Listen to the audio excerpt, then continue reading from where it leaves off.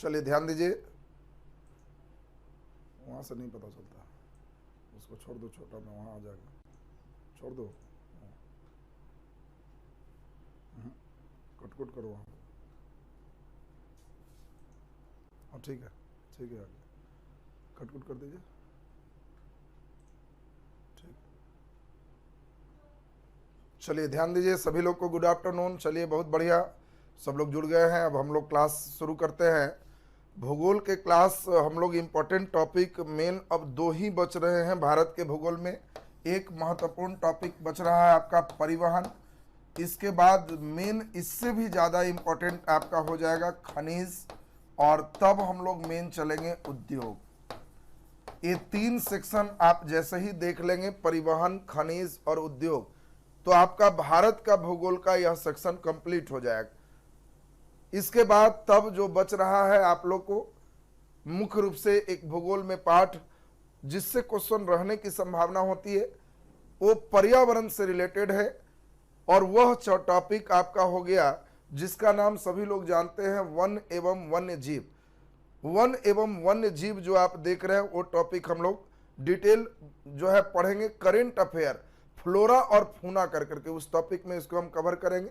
बाकी ये तीन टॉपिक होने के बाद इंडियन ज्योग्राफी से केवल आपका टेस्ट सीरीज में मेन चलेगा। बाकी इसमें जो वर्ल्ड है, वर्ल्ड दो तरह का है। वर्ल्ड ज्योग्राफी से बीपीएससी वगैरह में अच्छे क्वेश्चन रहेंगे, दरोगा मेंस में अच्छे क्वेश्चन रहेंगे।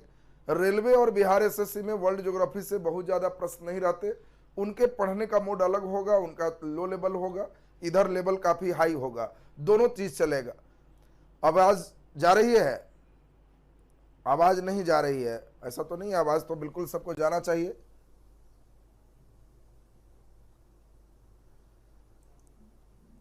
ध्यान दीजिए, आवाज़ एक मिनट देख लें। चलिए ध्यान दीजिए, आवाज़ अब तो जा रही होगी सबको, आवाज़ क्लियर है? चलिए बहुत बढ़िया, आवाज़ अब ठीक ठाक है। इसमें बाकी कुछ लड़के लिख रहे थे जल परियोजना, जल परियोजना का वीडियो नहीं है, उसमें डाल देना, बांध नदी घाटी परियोजना, नदी घाटी परियोजना का वीडियो जरूर डाला हुआ होगा, अगर नहीं है तो उसको देख लेंगे। वो जल नदी घाटी तो छोटा सा एक टॉपिक था, उस पर आपका वीडियो जरूर डाला हुआ होगा, अगर नहीं है तो उसको देख लेंगे, वो ऐड हो जाएगा। ये तीन टॉपिक के बाद इधर के सेक्शन आपके कंप्लीट हो जाएंगे। तो चलिए, परिवहन पिछले क्लास में बेसिक हम लोग कर लिए थे, और आज उस क्लास को हम लोग आगे की ओर बढ़ाते हैं। इधर आप लोग का पॉलिटी आज से शुरू हो गया। पॉलिटी अगले क्लास से ऐप पर ठीक होगा या यूट्यूब पर ही कर दें, जैसा आप कहोगे।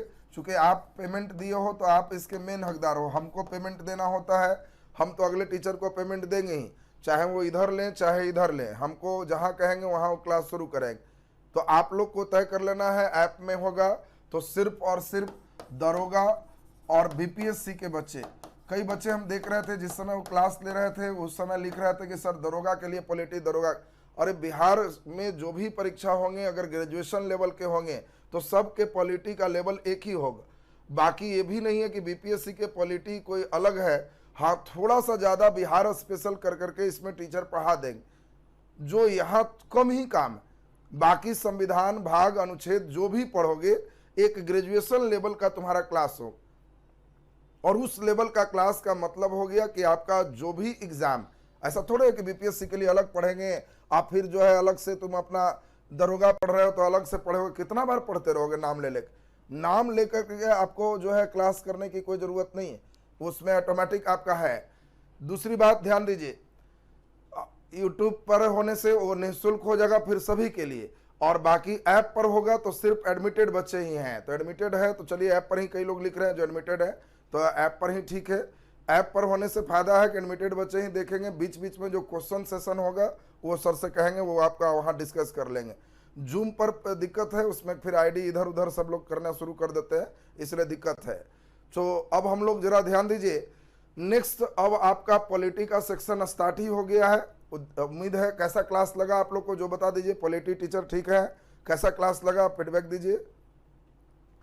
पॉलिटी कैसा क्लास रहा आप लोग का, किस प्रकार लगा? हैंड्स रेज क्यों करते हो जी? हैंड्स रेज मत करो, कमेंट्स में लिखो क्या जो है कैसा क्या लगा।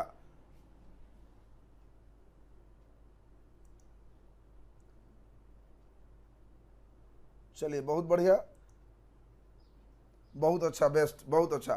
टीचर काफ़ी एक्सपीरियंस थे, चूँकि हम आज से 6 से 7 साल पहले इलाहाबाद प्रयागराज में गए थे और उनका वहाँ जीएस वर्ल्ड करके था। आज तो अभी दिल्ली मुखर्जी नगर के उन लोग जो है काफ़ी अच्छे टीम में से एक हैं, वहाँ जीके जीएस का फी 80,000 रुपया है। तो हम चूँकि आपका जो पैसा आता है हम खुद कोशिश करते हैं द बेस्ट कैसे हो, और इसीलिए बहुत अच्छा लगा भी आज, और जिस उम्मीद से हो उतना ही अच्छा क्लास रहेगा भी। एक अच्छे टीचर हैं और पॉलिटी में जो चाहिए बहुत बढ़िया आप लोग का होने जा रहा है। इसी प्रकार का एक टीचर और किए हैं, कल या परसों से उनका क्लास शुरू हो जाएगा, वो है इकोनॉमिक्स। वो भी उसी टीम में है, दीपक सर के साथ ही लेते हैं क्लास, और इन लोगों के नाम मार्गदर्शन में काफी लोग आज आईएएस परीक्षा पास हो चुके हैं। ये आप लोग का भाग्य है कि चलिए हमारे अंदर ये प्रेरणा आई कि चलिए पैसा क्या देखना, जो पेमेंट लगे, बच्चे जो जुड़ गए हैं उनका रिजल्ट मुझे चाहिए, और इसीलिए हम दिल्ली तक में जो भी उपाय संभव होता है, आर कुमार सर से भी हम इसी संदर्भ में मिले थे, लेकिन वहां से चूंकि काफी बच्चे इतना ज्यादा शिकायत कर रहे थे कि सर वीडियो नहीं ठीक है, साउंड नहीं ठीक है, तो हम देखे पैसा उनको नहीं दिए थे, तो हम खुद बोले थे कि 4 क्लास ट्रायल होगा सर, अगर बच्चे अच्छे कहेंगे तो फिर उसमें हम उसको कर पाएंगे, नहीं कहेंगे तो छोड़ देंगे। तो हमने देखा कि नहीं बहुत ज़्यादा प्रॉब्लम था, इसीलिए छोड़ दिए। अब इकोनॉमिक्स क्लास के लिए चूंकि उन्हीं सर के साथ है, तो कल या परसों से इनका शुरू हो जाएगा, और ये भी फिर दरोगा और बीपीएससी वाले बच्चे यहाँ पे क्लासेस ये दोनों कर पाएंगे।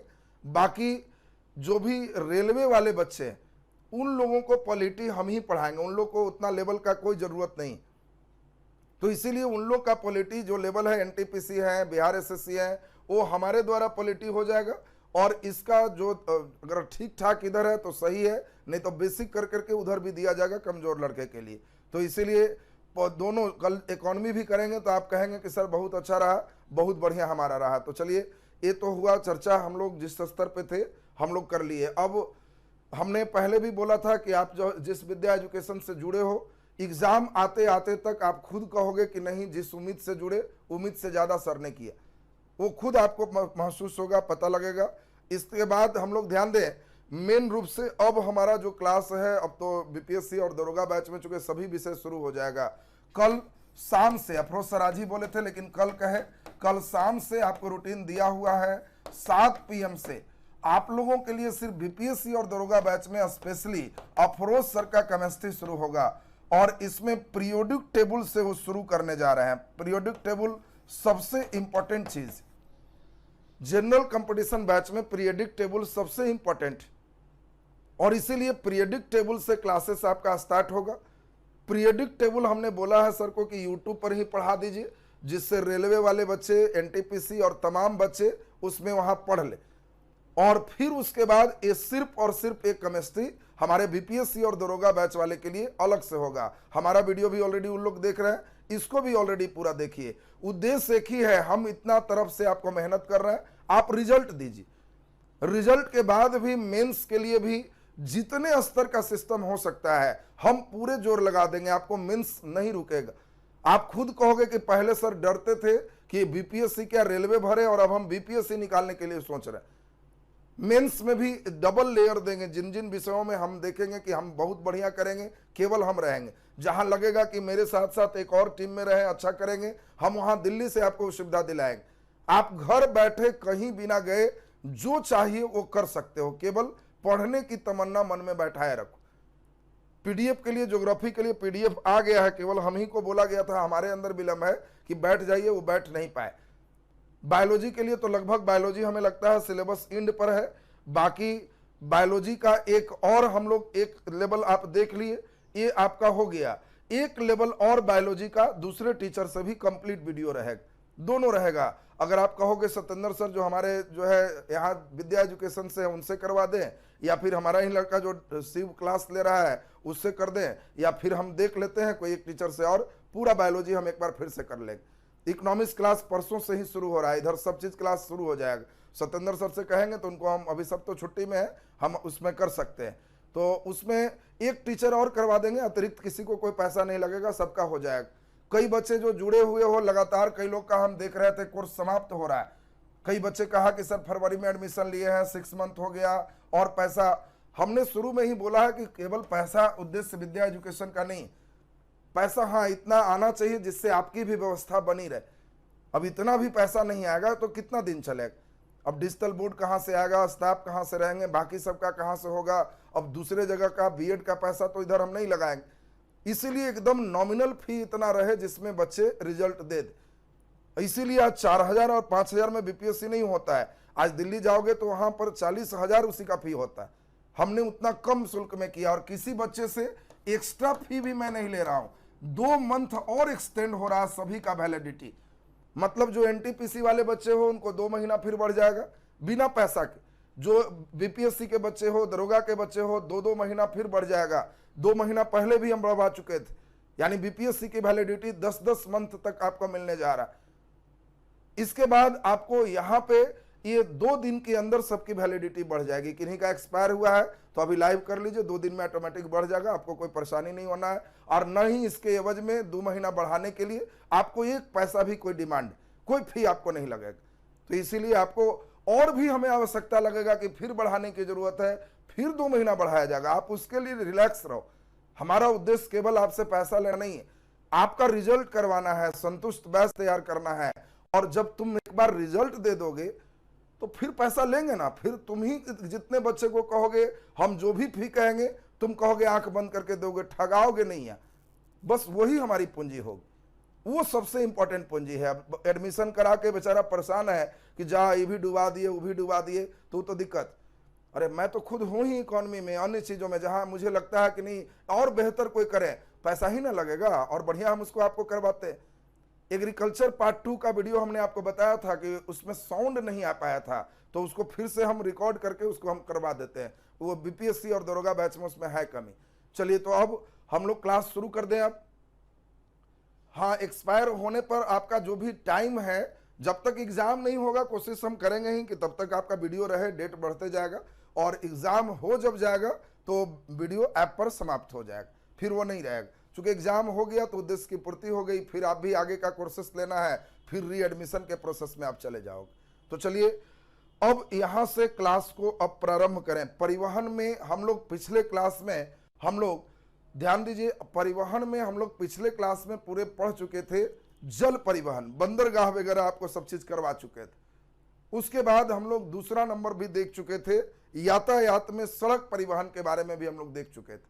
अब आप लोग कमेंट सेक्शन बंद कर लीजिए और पूरा का पूरा ध्यान अब बोर्ड पर दीजिए, पूरा ध्यान बोर्ड पर दीजिए। लास्ट में हम लोग फिर जो भी होगी बात हम लोग करेंगे भी। चलिए अभी हम लोग यहाँ पे ध्यान दें सबसे प्रमुख चीज, और वो प्रमुख चीज हम लोग आज पढ़ने जा रहे हैं, वो परिवहन में हम लोग रेल परिवहन आज पढ़ेंगे। रेलवे वाले एग्जाम के लिए ज्यादा इंपॉर्टेंट है। बाकी जो बच्चे बीपीएससी के लिए हो उनके एक अच्छे लेवल का क्वेश्चन होता है, ये बेसिक रूप में उनको जानना है, एग्जाम के लिए बहुत इंपॉर्टेंट नहीं है। इसीलिए हम साथ में लेके चले कि बीपीएससी को इससे जब शुरू होगा इससे ऊपर उनको करंट फेज ज्यादा पूछा जाएगा। बाकी जो अन्य बच्चे हैं उन लोगों के लिए ये रेलवे है, बिहार एसएससी है, बेसिक लेवल पर क्वेश्चन ज्यादा होते हैं।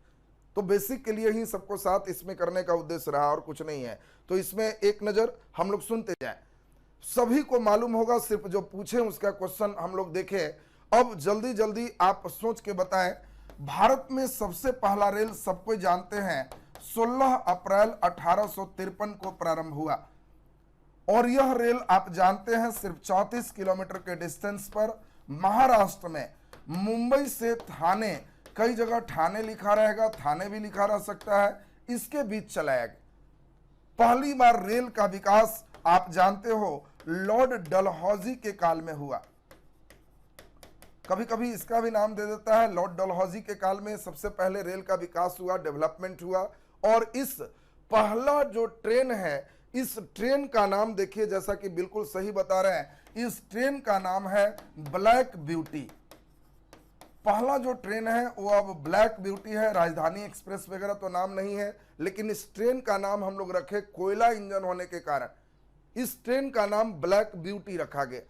तो ये ब्लैक ब्यूटी सबसे पहला ट्रेन हम लोग देखे मुंबई से ठाणे के बीच चला दिया गया। आज हमारा भारतीय रेल जो चल रहा है, इसमें मुख्य रूप से अभी अब पहाड़ है तो वहां पटरी बिछाना थोड़ा मुश्किल है, मैदान है तो वहां अलग तरह से आपका बिछेगा। और इसी आधार पर पटरियों के बीच की दूरी पर रेल को हम लोग 3 भागों में बांटे हैं। एक को हम लोग कहते हैं मीटर गेज, दूसरा को हम लोग कहते हैं बड़ी लाइन, और तीसरा को हम लोग कहते हैं छोटी लाइन।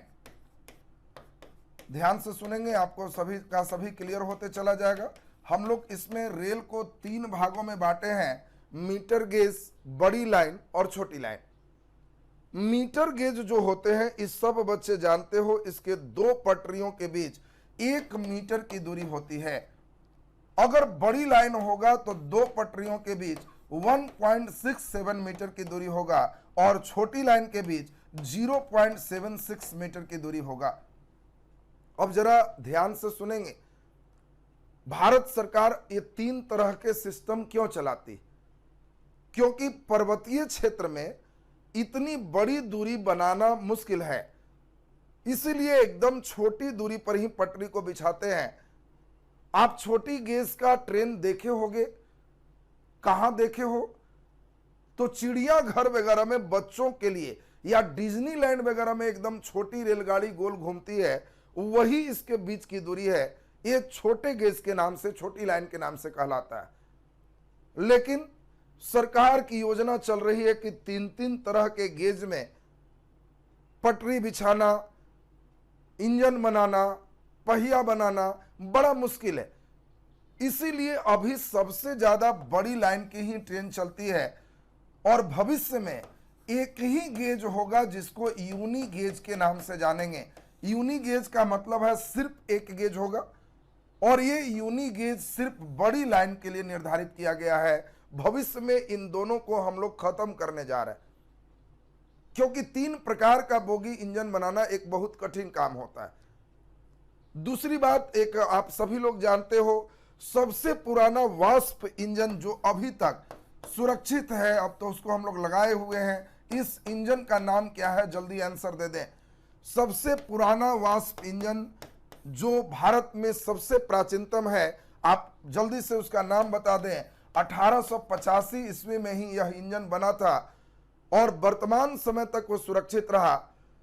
वेरी गुड, क्या लिखे हैं? फेरी क्वीन। देखिए, वेरी गुड, बहुत बढ़िया, बिल्कुल सही जवाब है। ये सबसे पुराना रेलवे इंजन जो है, इसका नाम फेरी क्वीन है। और फेरी क्वीन आपको ध्यान रखना है, ये भारत का सबसे पुराना वाष्प इंजन है। बाकी धीरे धीरे आपको जब हम सफर कराएंगे तो आपको बड़ा आश्चर्यजनक सफर होगा।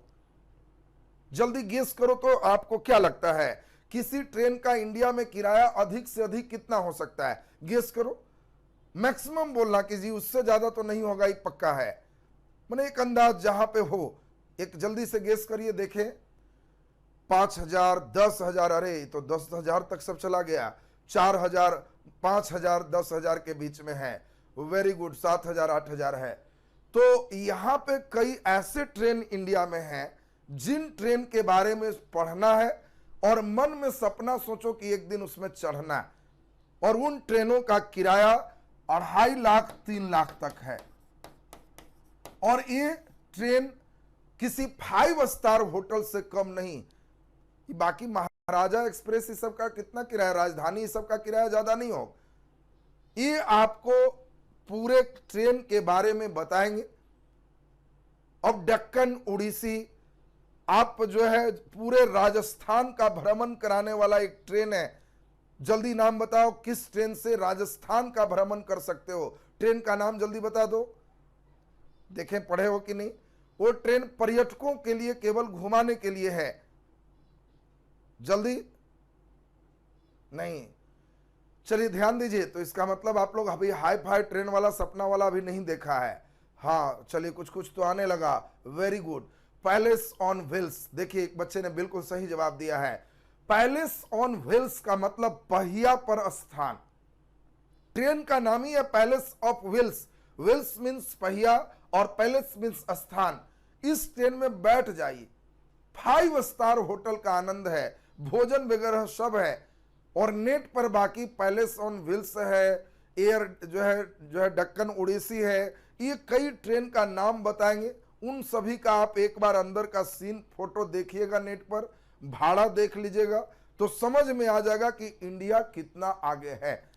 जिस इंडिया को हम समझ रहे हैं कि इतना ही है, तो वर्ल्ड लेवल पर इसमें हम लोग ध्यान दे रहे हैं। रॉयल राजस्थान और विल्स ये भी सही है, तो हम लोग सभी ट्रेन, शाही ट्रेन की चर्चा एक साथ करेंगे। तो हम लोग को लंबा अभी पढ़ना है। अब आज के क्लास में सबसे इंपॉर्टेंट एक प्रश्न पूछ दें, आजादी हमें 1947 में मिल गया। हम लोग देखें 1853 में ही ईस्ट इंडिया कंपनी ने भारत में पहला रेलगाड़ी का डेवलपमेंट किया। आजादी के बाद भारत सरकार भारतीय रेल का राष्ट्रीयकरण कब करेंगे? कब वे कहेंगे कि यह भारत का रेल है? और बताओ जल्दी से डेट, भारतीय रेल का राष्ट्रीयकरण कब हुआ? जल्दी आंसर दीजिए। भारतीय रेल का राष्ट्रीयकरण कब हुआ? वेरी गुड, बिल्कुल सही जवाब है। 1950-51 के सेशन में भारतीय रेल का राष्ट्रीयकरण किया गया।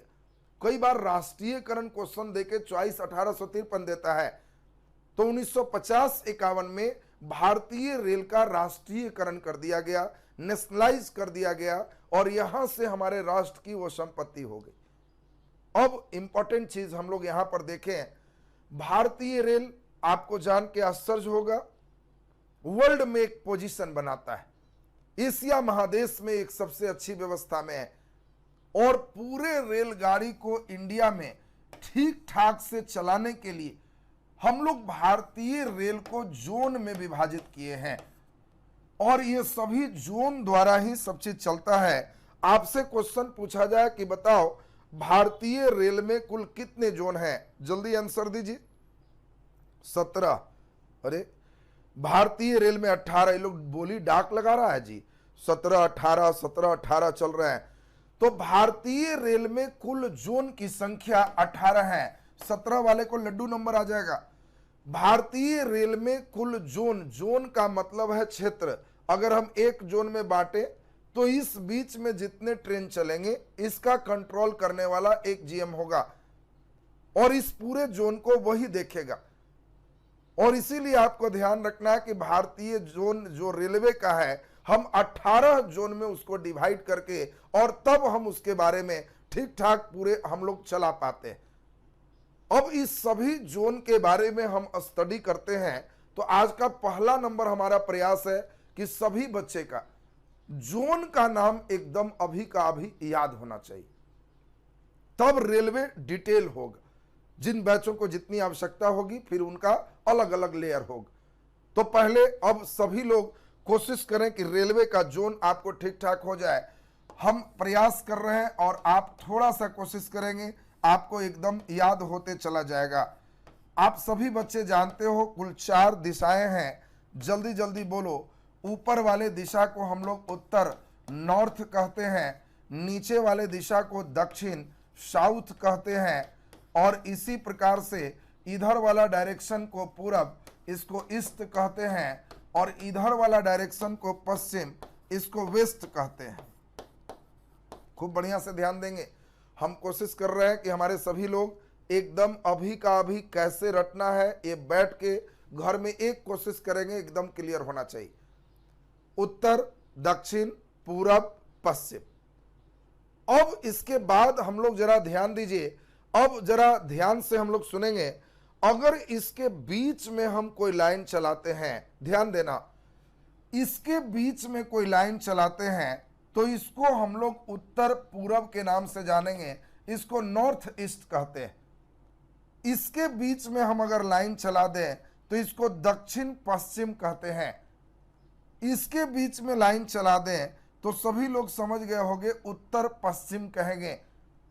इसके बीच में अगर लाइन चला दें तो आप इसको दक्षिण पूरब के नाम से जानोगे। ठीक इसी प्रकार अगर हम इसके बीच में चलें, ठीक से सुनते जाइए, इसके बीच में चलें तो इसको पूरब मध्य रेल कहोगे। इसके बीच चलेंगे तो पश्चिम मध्य कहोगे। इसके बीच चलेंगे तो उत्तर मध्य कहोगे।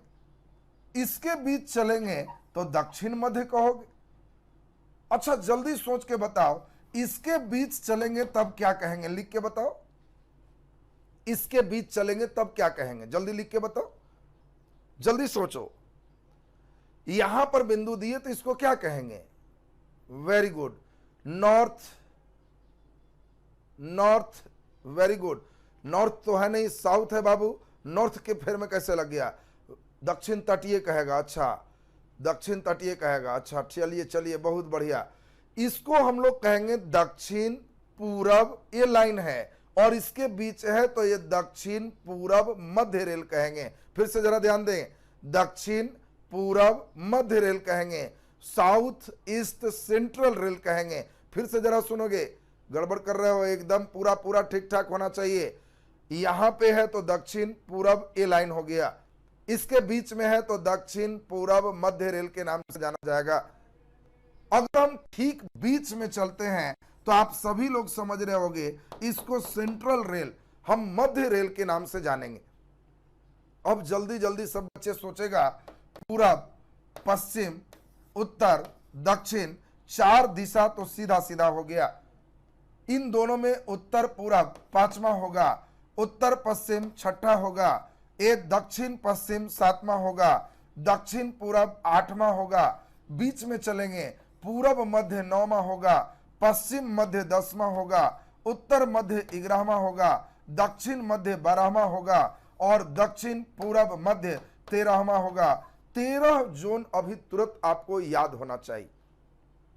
ध्यान दे सब कोई, कैसे याद करना है, कुछ भार नहीं है जी। घर पर बैठ के एक बार पेज में खाली खेल करो, खेल करो, ये खेल में ही तुम्हें सब याद हो जाएगा। अब इसके बाद 5 और है, तो 5 में सभी लोग जानते हो, एक तो कोलकाता मेट्रो है, फिर सभी लोग जानते हो पूर्वोत्तर सीमांत रेल है, उत्तर पूर्व सीमांत या पूर्वोत्तर सीमांत रेल है, लास्ट में जो है उसको रेल का हम लोग जानते हैं। पूरब तटीय रेल है, पूरब तटीय कोस्टल रेल उसको कहते हैं, और एक पूरब तटीय के साथ साथ दक्षिण तटीय रेल का भी डेवलपमेंट किया गया है। तो ये दक्षिण तटीय रेल भी हम लोग यहां पर देखेंगे। और सभी लोग अब याद के क्रम चल रहे हैं, हम उम्मीद करते हैं कि हमारे सभी लोग को याद होते चला जाएगा। तो सुनो, अब ध्यान दो, एक बार और बनाएंगे तो आपको एकदम याद हो जाएगा।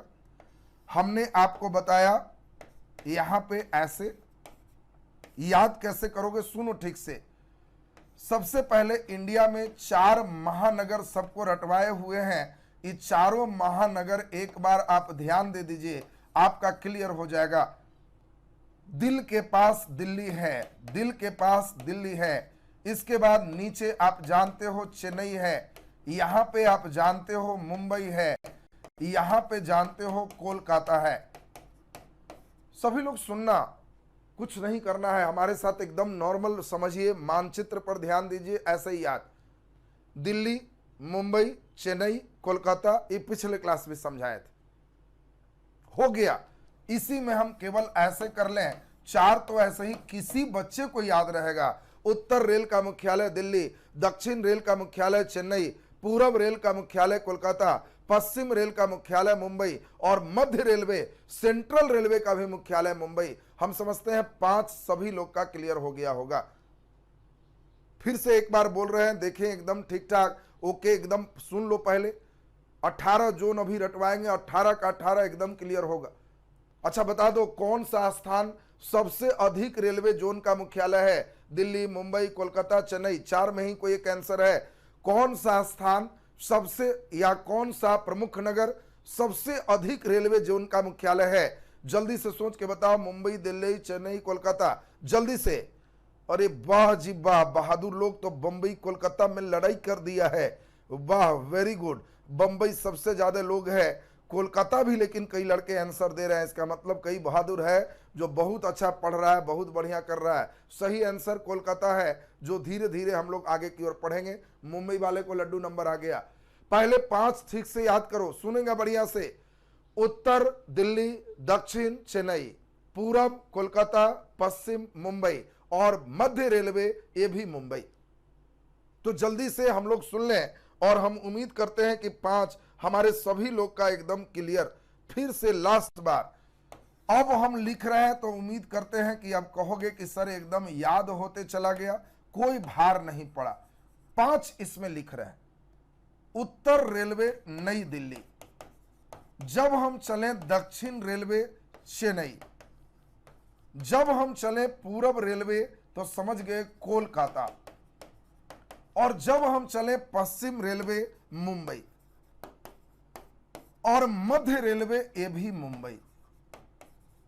अब यहां पे एक इंपॉर्टेंट चीज यहां पे आता है, ये मुंबई जो है, क्या दोनों मुंबई एक ही जगह है? तो नहीं, इस मुंबई दोनों एक ही है लेकिन जगह चेंज है। ये चर्च गेट के पास इसका मुख्यालय है, और इसका मुख्यालय पहले मुंबई भीटी के नाम से जाना जाता था। भीटी का मतलब था विक्टोरिया टर्मिनल, लेकिन बाद में हम सभी लोग यहां भारतवासी हल्ला किए कि विक्टोरिया इंग्लैंड की महारानी है, तो हम इंडिया में उसके नाम से क्यों करें, और इसीलिए इसको भीटी नाम हटा के हम लोग छत्रपति शिवाजी टर्मिनल के नाम से जानते हैं। यानी अगर आपको कह दे कि मुंबई में छत्रपति शिवाजी टर्मिनल, तो आप ध्यान रखोगे कि मध्य रेलवे का मुख्यालय है, और अगर आपको कहा जाए चर्च गेट तो आप कहोगे कि समझ गए ये पश्चिम रेल का मुख्यालय है। अच्छा जल्दी बता दो, ये कोलकाता 3 आएगा कोलकाता, ये कोलकाता कौन वाला है जल्दी से हमें बता दो। जैसे यहां चर्च गेट और शिवाजी टर्मिनल तो आप पढ़ लिए, ये कोलकाता कौन वाला है जल्दी से आंसर करो। इस रेलवे नहीं, कोलकाता में कई जगह है, और उस जगह का नाम बता दीजिए जो पूरब रेलवे का मुख्यालय है। वेरी गुड, नहीं हावड़ा नहीं, हावड़ा नहीं, मेट्रो नहीं, मेट्रो का तो अलग है, जल्दी नहीं नहीं नहीं, इसका नाम है फेयरी प्लेस। कई बार बहुत बेहतर एग्जाम में फेरी प्लेस भी दे देगा, कोलकाता में ही 3 जगह तुमको लगा देगा, तो उसमें आपको ध्यान रखना है फेरी प्लेस जो कोलकाता में है वो ईस्ट रेलवे का मुख्यालय है। तो पहले ये बता दीजिए, 5 सभी बच्चे को क्लियर हो गया, उत्तर दक्षिण पूरब पश्चिम मध्य, ये 5 हम समझते हैं सबका क्लियर है। अब फिर 5 पे चल रहे हैं, पहले 4 ही चल दें। पूरब मध्य रेलवे, इसको हम लोग कहते हैं कि ईस्टर्न सेंट्रल रेलवे है, ये ईसीआर है। और पूर्व मध्य रेलवे, ये जानते हो बिहार में एकलौता है, यही मुख्यालय हाजीपुर है। और कभी भी पूछ दे बिहार में किस रेल का मुख्यालय है, तो पूर्व मध्य रेलवे का मुख्यालय है, ईसीआर का मुख्यालय है। बिहार के किसी भी स्टेशन में देखोगे तो वहां ईसीआर लिखा रहेगा। ईसीआर का मतलब है ईस्टर्न सेंट्रल रेलवे। फिर इसी प्रकार जल्दी से बता दो, हम अगर वेस्टर्न सेंट्रल रेलवे की बात करें, WCR पश्चिम मध्य रेलवे, तो ये सब लोग जानते हो जबलपुर है।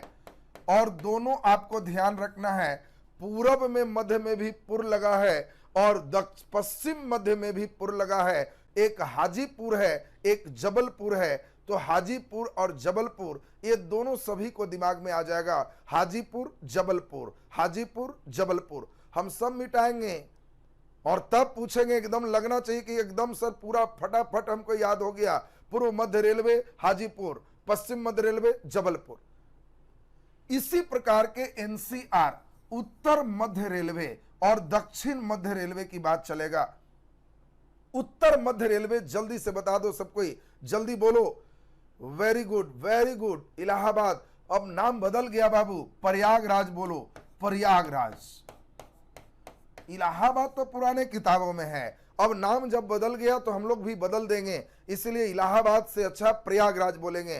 तो आपको ध्यान रखना है कि उत्तर मध्य रेलवे का मुख्यालय कहां है, तो प्रयागराज।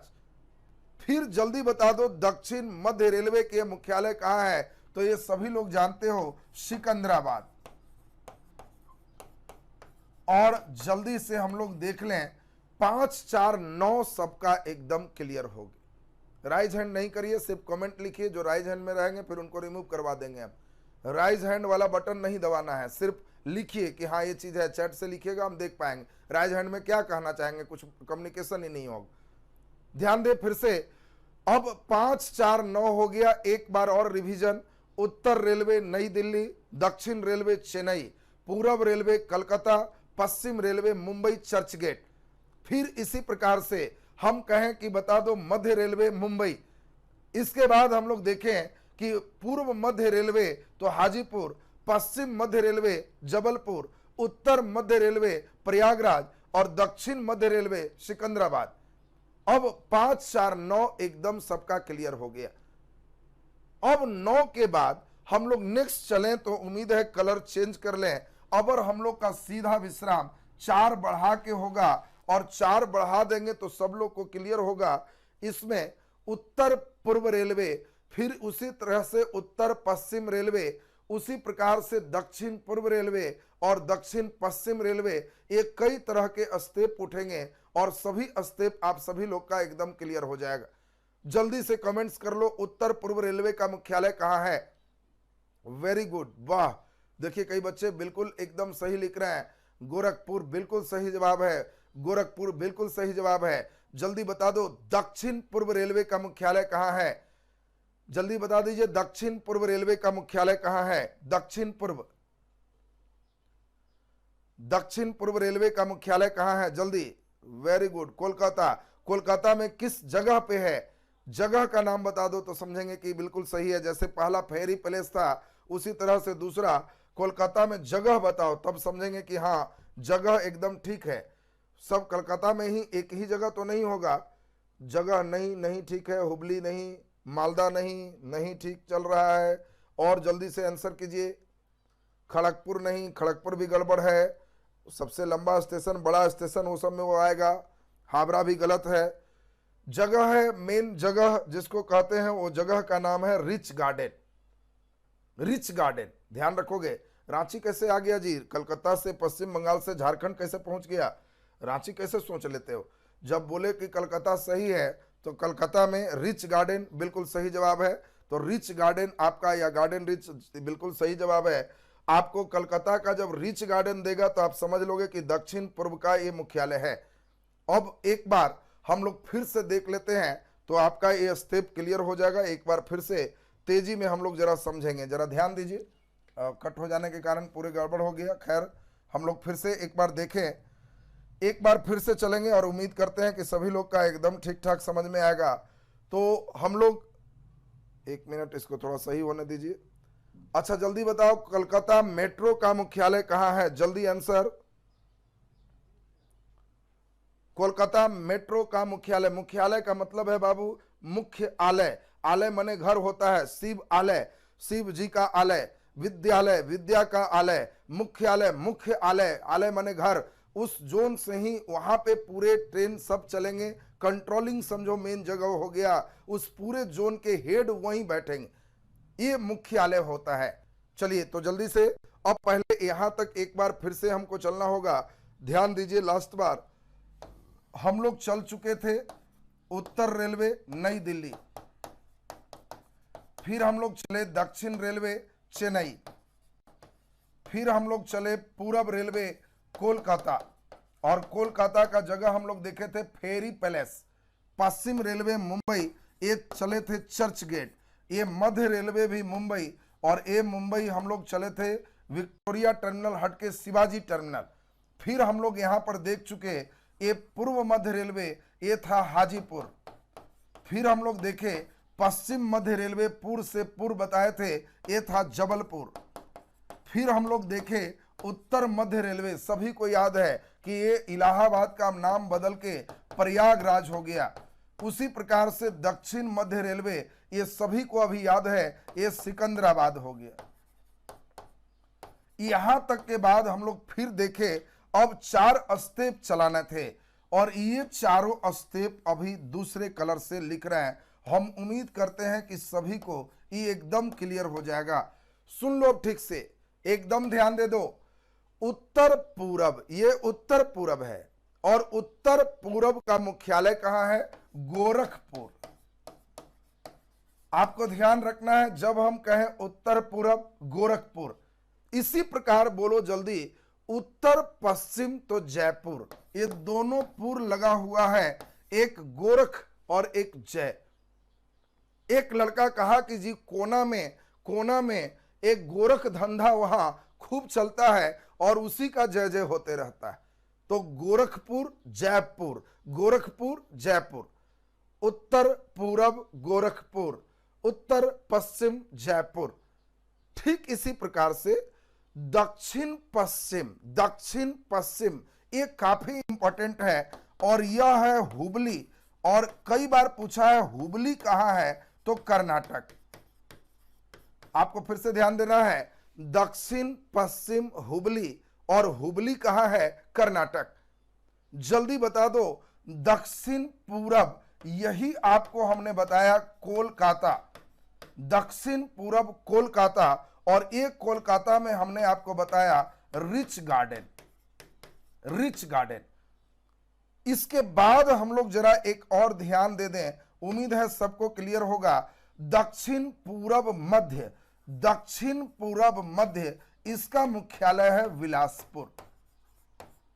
दक्षिण पूरब मध्य, ये आपको ध्यान रखना है कि दक्षिण पूरब मध्य रेलवे का मुख्यालय कहां है, विलासपुर। अब जल्दी से बता दो, 4 कोना तो 4, ठीक बीच में तो 5, फिर चारों के बीच में तो 5 4 9, चारों कोना फिर चल दिया तो 9 4 13, एक बिलासपुर कर दिए दक्षिण पूर्व मध्य, तो 14 हो गया। अब बताइए 14 जोन तो सभी बच्चे का एकदम क्लियर है। अब 14 जोन के बाद की बारी आ रही है। तो 14 जोन के बाद अब सबका 15वां एकदम क्लियर है, कोलकाता मेट्रो। जल्दी बता दीजिए, कोलकाता मेट्रो का मुख्यालय हमने बताया कोलकाता है। अब जल्दी हमको बताओ ये कोलकाता में कहां है, तब समझेंगे कि एकदम सही बता दिया। तो कई लड़के कोलकाता में हम देख रहे थे अलग अलग जगह, जल्दी जल्दी। दमदम, अच्छा, हावड़ा, अरे दमदम से टोलीगंज तो पहला नंबर चला था। रिच गार्डन, अभी हमने बताया कि रिच गार्डन करेंगे तो ये दक्षिण पूरब का मुख्यालय होगा। जल्दी बताइए, ये जगह है फेरी पैलेस, सॉरी फेरी पैलेस वहां है, ये है पार्क स्ट्रीट, पार्क नहीं पार्क स्ट्रीट। कलकत्ता मुख्य जो मेट्रो है उसका मुख्यालय है पार्क स्ट्रीट कोलकाता, तो पार्क स्ट्रीट यहां पे हो जाएगा। 16 नंबर सभी को याद है, पूर्वोत्तर सीमांत रेलवे, फ्रंटियर, ये है पूर्वोत्तर सीमांत रेलवे। और सीमांत कहते हैं जहां सीमा अंत हो जाए, इसी को हम लोग नॉर्थ फ्रंटियर रेल भी कहते हैं। फ्रंटियर का मतलब है फ्रंट, अंत जहां हो जाए। पूर्वोत्तर सीमांत रेलवे सभी को मालूम है मालीगांव, और ये मालीगांव कहां है, गुवाहाटी में। कई बार चॉइस में मालीगांव भी देता है, कई बार गुवाहाटी भी देता है, दोनों नाम आपको ठीक ठाक रखना है। अब 17 नंबर और 18 नंबर 2 की और बारी है। जल्दी बता दो, 17 नंबर में इंपॉर्टेंट है पूर्वी तटीय, और 18 में चलेगा दक्षिण तटीय। तो जल्दी बताओ, पूर्वी तटीय रेल, ईस्टर्न कोस्टल रेल और पूर्वी तटीय रेल का मुख्यालय कहां है, जल्दी। वेरी गुड, बहुत बढ़िया, कई लड़के सही कर रहे हैं। भुवनेश्वर, वेरी गुड, बिल्कुल सही जवाब है भुवनेश्वर। पूर्वी तटीय रेल का मुख्यालय कहां है, भुवनेश्वर। जल्दी से बता दो लास्ट वन, ये सबसे अंतिम में बना है और इसीलिए सबसे इंपॉर्टेंट है। सबसे अंतिम में अभी आपको बताएं, दक्षिण तटीय रेल, ये लास्ट यही है, दक्षिण तटीय रेल। जल्दी बता दो, दक्षिण तटीय रेल का मुख्यालय कहां है। ये सभी का आंसर सही होगा, सबसे अंतिम में यही बना है। वेरी गुड, बिल्कुल सही जवाब, बिल्कुल सही जवाब, विशाखापट्टनम। विशाखापट्टनम। तो आपको दिमाग में अब सेट हो गया कि सबसे अंतिम दक्षिण तटीय रेल, इसके मुख्यालय कहां है, विशाखापट्टनम में स्थित है। तो आज रेलवे के 18 जोन में ये 14 मानचित्र पर, और 4 में कलकत्ता मेट्रो कलकत्ता, पूर्वोत्तर सीमांत रेलवे गुवाहाटी, और पूर्वी तटीय दक्षिण तटीय, पूर्वी तटीय भुवनेश्वर, दक्षिण तटीय विशाखापट्टनम, ये 18 खुद से 4 बार लिखो कि एकदम सही हो जाए। तो हम समझते हैं कि आज आप लोग का यह बेस पूरा का पूरा कंप्लीट हो गया। रेलवे जोन केवल आज बेसिक किए हैं, अब यहां से रेलवे पर डिटेल क्लास होगा। तो अगले दिन कल हम लोग रूटीन देख लेंगे और उसके अनुसार से रेलवे पर आगे का क्लास इसमें बढ़ाएंगे, जिसमें रेलवे पूरे सुनेंगे। रेलवे के बाद तब वायु परिवहन हम पूरा कंप्लीट करेंगे। उसके बाद एक क्लास और मिसलेनियस होगा, तो परिवहन सेक्शन कंप्लीट हो जाएगा। परिवहन छोटे एग्जाम के लिए ज्यादा इंपॉर्टेंट है। तो चलिए ये पूरा ये बताओ, पहले एकदम याद हो जाएगा, क्लियर है सबका? अपने से किसी से पूछेंगे तो एकदम क्लियर हो जाएगा। आवाज नहीं आ रहा है ऐसा बात नहीं, आवाज तो जा रहा है। देखिए कई बच्चे ओके लिख रहे हैं, यस सर लिख रहे हैं, आपके इनसे दिक्कत है। बिल्कुल चलिए सही, ओके। देखो 2 लाइन ही पढ़ो, लेकिन वो 2 लाइन तुम्हारा हो। ऐसा कोई मतलब नहीं है कि पूरा रेलवे खत्म कर दिया, उत्तर रेलवे तो कॉपी में फेयर किया हुआ। किस काम का फेयर? जो लाइन पढ़ो पूछे तो कहो कि सर एकदम याद हो गया। Very good. देखिए कई बच्चे एकदम लिख रहे हैं याद हो गया, बहुत अच्छा, बहुत बढ़िया, बहुत अच्छा। चलिए हमें उम्मीद है कि आप लोग जितने एनर्जी से पढ़ते हो बहुत बढ़िया करोगे, और हम आप लोग में वो चीज देख रहे हैं भविष्य कि इसमें पढ़ने वाले कई बच्चे इतना अच्छा है, 2 बैचेज में इतना बढ़िया बेस बना लिए। रेलवे वाला पिछला पढ़ा, फिर पढ़ा, इधर पढ़ा। कुछ बच्चे इतना अच्छा हो कि एकदम बाउंड्री लाइन से पार हो। उनको केवल इंतजार हो रहा है कि जल्दी अब एग्जाम हो, और बस एकदम इसी तैयारी को पूरा कीजिए। हम लोग भी एकदम जो अंतिम एनर्जी चाहिए वो लगा रहे हैं, और एकदम रिजल्ट दीजिए। आपके रिजल्ट से ही हम द्रोणाचार्य बनेंगे। रिजल्ट नहीं दोगे, पैसा तो कहीं से आ जाता है। तुम लोग तो 4,000 3,000 देने वाले हो। बीएड में एक बच्चा का फीस 1.25 लाख 1.5 लाख तक फी होता है। पैसा तो कहीं से आ जाएगा, हम अपनी ऊर्जा वहीं लगाएंगे, वहीं से हमको उतना आ जाएगा। जो आदमी पसीना बहाने के लिए तैयार है उसको पैसा की क्या दिक्कत है? लेकिन जो खुशी रिजल्ट के बाद होगा शायद वो पैसा से नहीं हो सकता। और रिजल्ट दोगे तब देखिए कई लोग लिख रहे हैं एकदम पक्का रिजल्ट देंगे, बहुत बढ़िया। तो इसमें सम टाइम साउंड प्रॉब्लम, ऐसा तो इसमें नहीं हुआ होगा कि साउंड प्रॉब्लम हुआ है। चलिए इसमें ध्यान दीजिए।